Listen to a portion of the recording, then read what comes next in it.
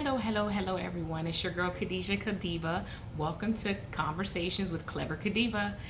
Today's conversation is going to be a bit serious. It's going to be about fear and anxiety.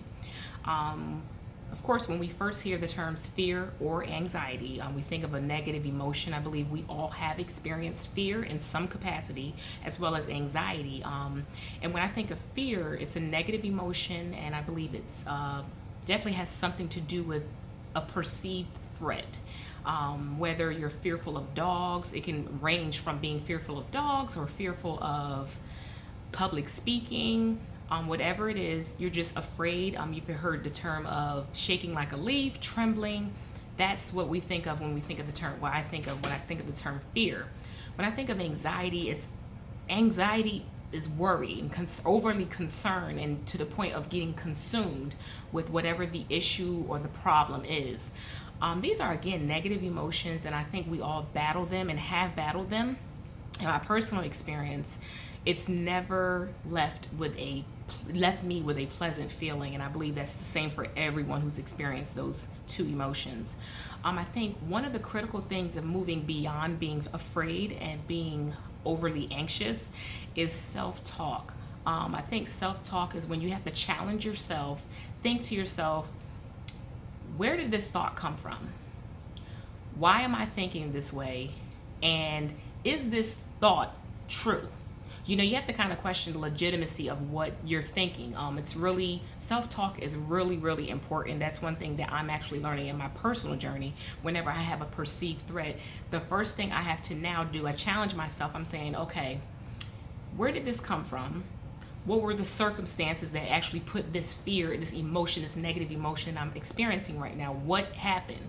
So when I break it down like that, I'm noticing I'm peeling back layers and layers and layers. And then I learn a lot of the stuff that I'm afraid of or I'm anxious about doesn't happen. I think worst case scenario, I think is a lot of people, rather, I would say, think worst case scenario. And those of us who think like that, you tend to lean more toward, okay, what's the worst that can happen? And whereas that can be utilized as something good, just to say, okay, well then, if that's the worst that can happen, I can move on. Some of us take that worst case scenario type of thinking, and we just believe that. We say, well, the worst that can happen is I won't get that promotion. Oh, man. And then you start going down, your spirit goes down, you're sad and you're blue. And I think that's the wrong way to look at a circumstance or a situation.